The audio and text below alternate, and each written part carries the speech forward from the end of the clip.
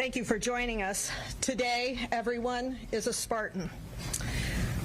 Several university leaders will be sharing with you the way MSU is moving forward in support of our students, our faculty, and our staff. And our leadership teams have been meeting daily and will continue to do so as we continue to work through the challenges and lower the hurdles that our community faces. We had funerals yesterday for Brian Frazier and Alexandria Werner, and the funeral for Ariel Anderson will be in a few days. And we continue as a community to hold the families in our hearts as they remember and celebrate their loved one's loss and grieve that loss. We have 4 students that remain in critical condition and 1 in stable condition. We've not publicly confirmed the names of these individuals because that is university policy to allow the families to be dictating that information. We do continue to receive updates on the students from the hospital, and our hearts continue to be with them and the faculty and staff at Sparrow. We're grateful to our faculty, staff, and academic staff and our support staff, as well as our students, for their grace and dignity in this last week.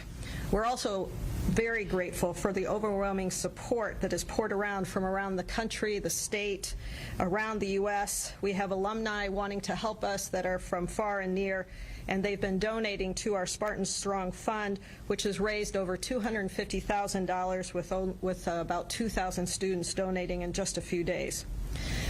The university has arranged to cover for funeral costs as well as the hospital bills for the injured students. The Spartan Strong Fund has been created to provide support for the continuing needs of the individuals most critically impacted.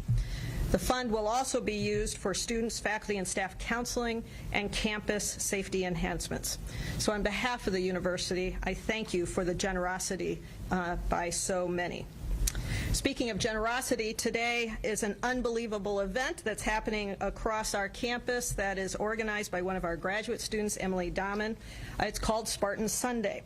She's organized volunteers to hand out gift cards and food and flowers, and I also saw Tide and blankets, and there are a lot of dogs out there. We are so proud of her and the spirit of our Spartans who are showing care for each other in little and big ways. You'll also hear today about the counseling efforts that have been progressed and the trainings that we have provided to our faculty as they re-engage with our students in the classroom, as well as the thousands of support staff employees who have had critical roles in every corner of the university and are essential to our collective success. Our students and coaches, student athletes and coaches discussed how they might approach their scheduled athletic events, and with courage and empathy they made the decision to fully engage in several athletic events, including women's and men's basketball yesterday in East Lansing and Ann Arbor, and hockey and other competitions that took place outside of Michigan. In each case, the Spartan community has been embraced by our host solidarity, and that heartfelt humanity is one that we must not just cherish, but we must foster. Our team and our Spartan nation won because we were together and took the next best step in camaraderie as a human team. We've also come together around the arts with images and chalk and other medium all across our campus, one of which read, "May love be what you remember most." We have nearly 50,000 students in MSU, and they may need 50,000 different approaches and ways to support them. Same is true for our 15,000 faculty and staff. Our campus is here in East Lansing, it's in Grand Rapids, it's in Flint, it's in Detroit, and through Extension and our health sciences, we have practices across, touches across all 83 counties of Michigan. And we have over 500,000 alumni around the world. And for all of us, grief is a profoundly personal thing, and we know that healing will not be swift, so our work must be to enable the academic options, the athletic and club sporting events for teams, gathering for fans, venues for the arts, activities for those who are in our community, and in so doing, we will create a compass point to our true north, even as our individuals map out their next best steps. We all share in grief and loss, and we know that we must replace the chaos of last Monday with the possibility for change in our world through compassion for all, collaboration, and educational continuity. I will introduce our interim provost, Thomas Yaitzko, and then hear from the remainder of our speakers. And so I want to just once again, in closing, thank every member of our first responders, our media, our leadership team, our tremendous students, faculty, staff, alumni, our Board of Trustees, and community members. Everyone continues to work through their own process and is contributing in their own way, whether a good thought sent upward or the delivery of cookies and comfort food to residences and dorms. We're a community that is strong, not as a reaction, but as a statement of purpose and principle. Spartans strong is who we are, and Spartans cry, and Spartans hug, and Spartans' hearts are broken, but not our Spartan will. And we will grieve, and we will mend. And today, we reclaim our campus and our lives on behalf of our Spartan community. Today, everyone is a Spartan. Provost Yaitzko.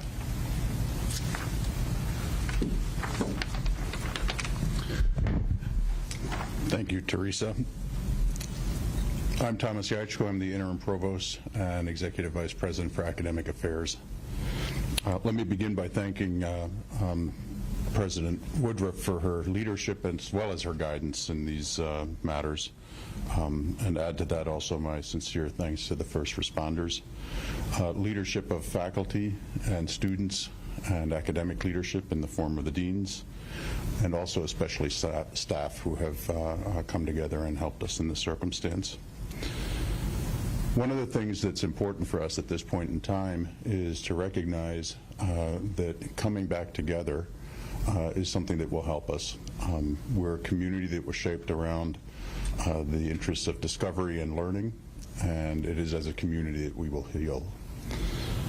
We know that everybody heals at their own pace and in their own manner, and so getting it exactly right will not be possible, but we will do the best we can in support of each other.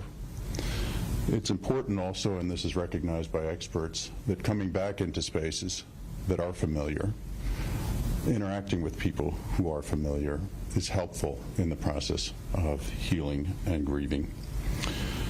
So in order to make this happen, we have decided that we will return to campus, both in terms of the classroom setting as well as the regular work, come tomorrow. I'd like to emphasize that no one thinks that we're coming back to a normal week. In fact, this semester is not going to be normal. So that's an important recognition. And we've worked with academic leadership, we've worked with faculty leadership, and we've worked with student leadership to try to imagine and envision what will be needed and what might make this return possible and helpful.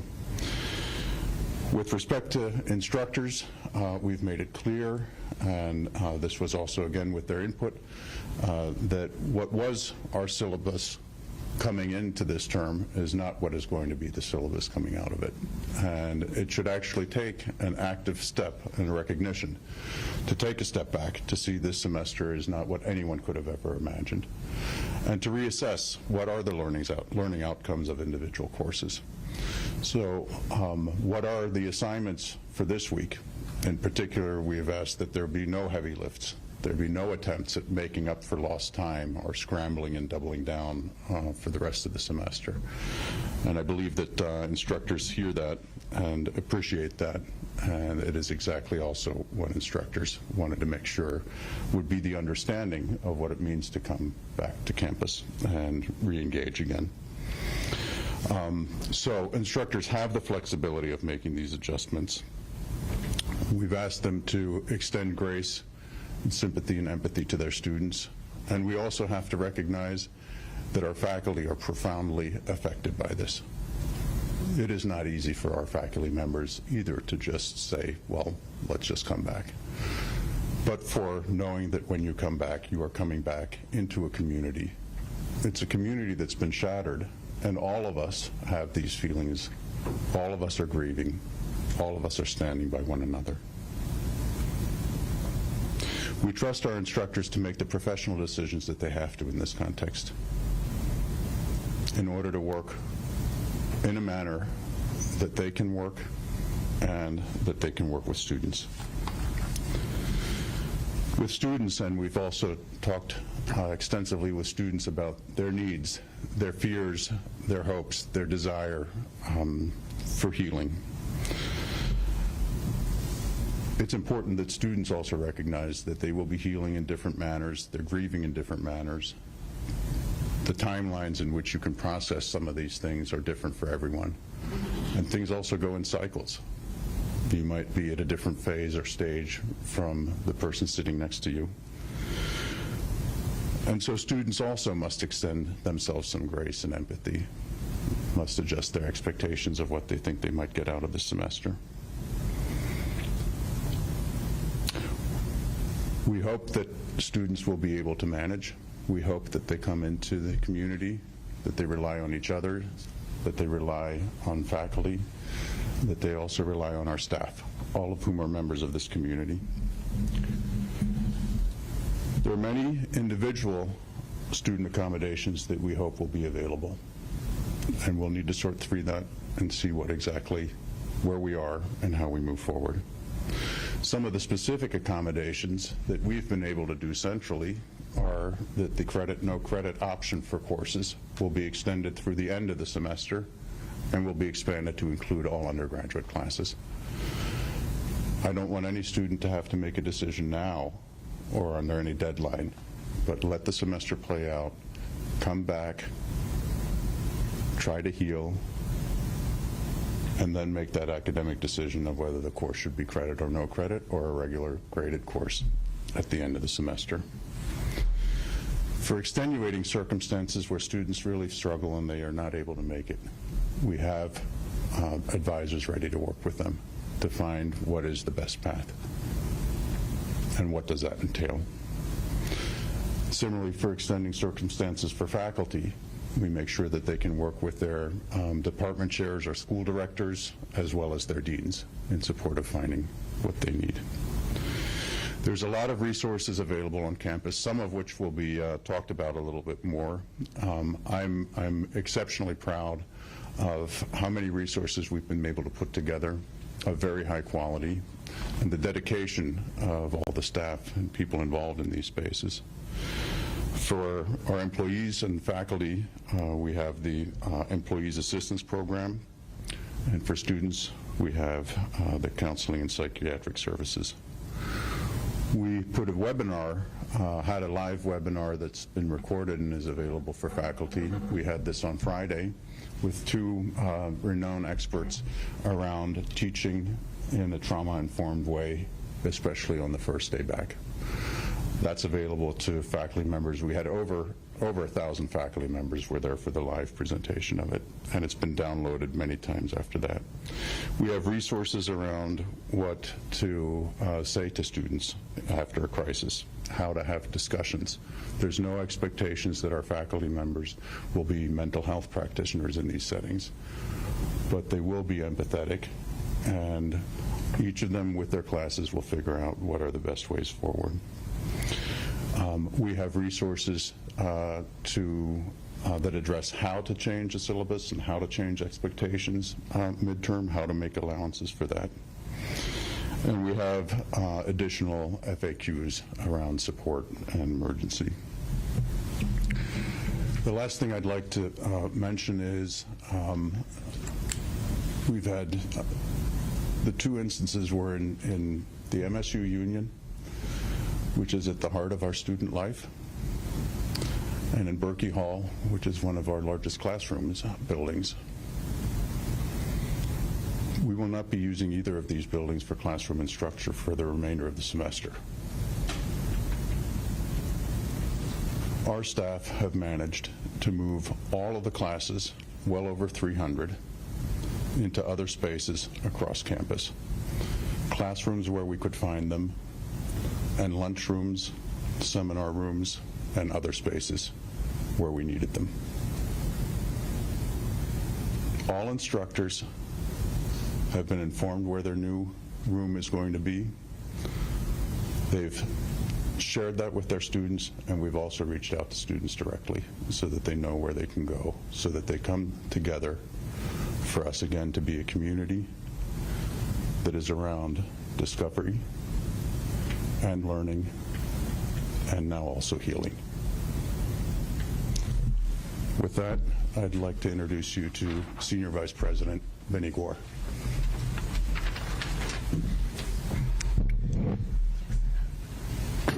Good afternoon. My name is Vinnie Gore. I serve the university as the Senior Vice President for Student Life and Engagement. We're a unit of over 1,000 full-time staff and another 5,000 part-time student staff. I want to first thank everyone who's up here for all of their leadership, because what you see is a community coming together, Spartan Nation coming together, and how much we appreciate both locally, regionally, nationally, and internationally the outpouring of love and togetherness. One of the other things you've also heard, which is very consistent, is that this is a long walk to healing, recovery, and resilience.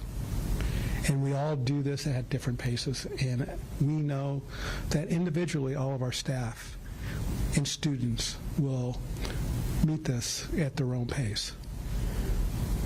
As we have come together through the last 6 days, the Student Life and Engagement staff has met with the families, the affected students, the affected staff.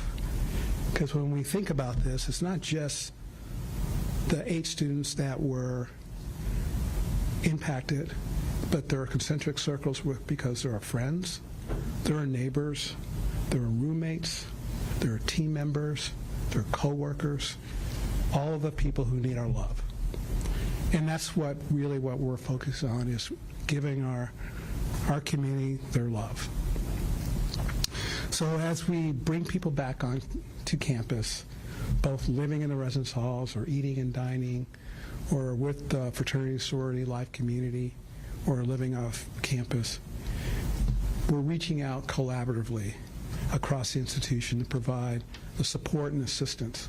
Because we also know that being in community is very important. Being able to meet with your friends and meet with colleagues and to talk about things is important. And so what you will hear from Dr. Travis is some of the health and wellness that we're putting together, some of the listening sessions we're having over the next weeks, not only for our community, but for parents who are impacted by this. We want to reclaim our community. We want to reclaim our campus. We want to reclaim what is uniquely Spartan spirit and who we are. There are 500,000 alumni who grieve along with us, and we thank you for your well wishes.